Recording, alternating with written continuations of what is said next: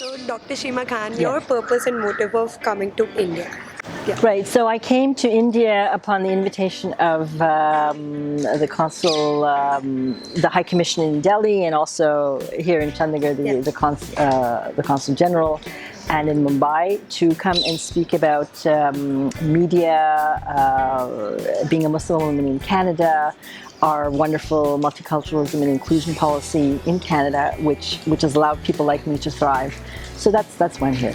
So, do you think that your seminars and your interaction with the media, it would take up something new for the Indian government to think about the Muslim women in India?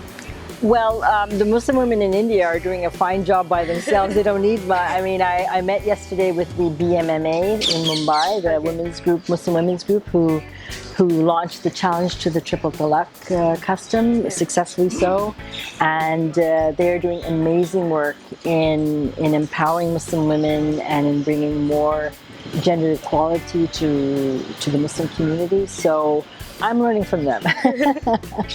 Yes. So you have been an active feminist. So do you think feminism has its own definition in every country or every state? Right. Well, so that's a really good question, because what I've come to learn is feminism means different things to different people.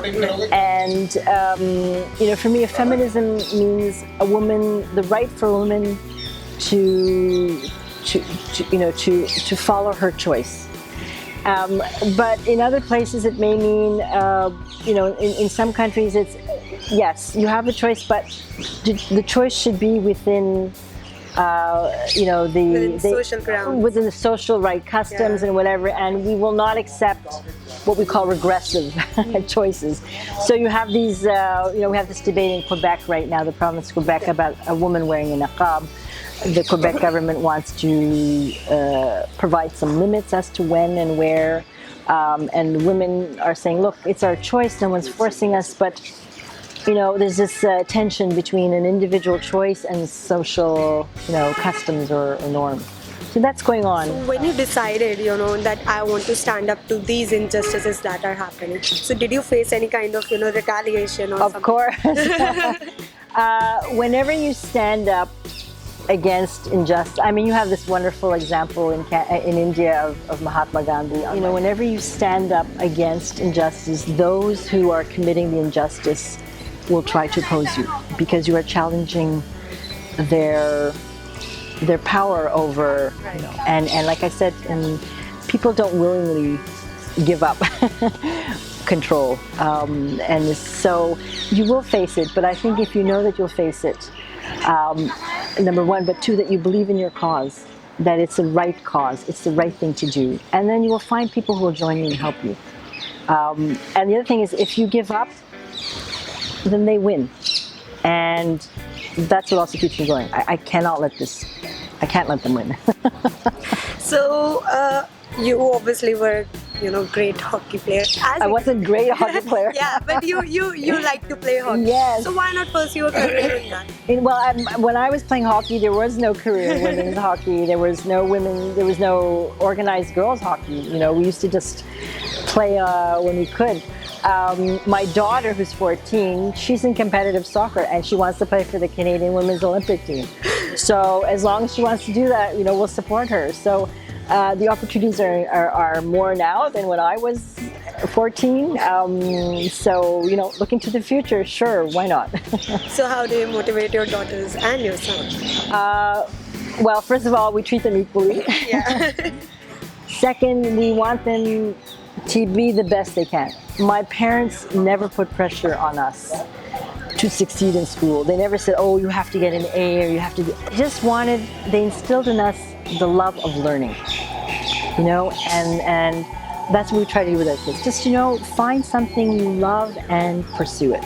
And in life, that will change. So I've had many career changes in life, many, but always be open to learning and be true to yourself. Very important. So you have been in India. Have you been to your hometown till now? No, I haven't. So the last time I visited Varanasi was 30 years ago. I won't be able to visit on this trip. but I hope to come back. When I did visit it 30 years ago, because I left, I don't know, we found someone, that was my mom's home, and I was Okay. actually born in the home. And they showed me the room where I was born, and it just, I can't explain it. Like, you just feel a part of you is whole. It's just an issue of identity, of just feeling so much at peace and knowing where you came from. And like I said in the talk, I've come back here for 30 years, and I just feel like I'm coming home also. So one last message for the youngsters. Yes. Because our channel is for the youth. Oh, good. Yeah. So one last message for the youngsters, that regarding these injustices to change their mindset a bit. Right. So to the young people, you are our hope and our future, right? You can change the world for the better. There are wonderful examples out there. I mean, you all know of Malala Yousafzai, what she went through. She's such an inspiration to young people. And, each young person carries within them the ability to really do wonderful things and to change things for the better, and never to give up on themselves, to fight for what is right, to fight for what's fair, to fight for a better society, and always keep that within them.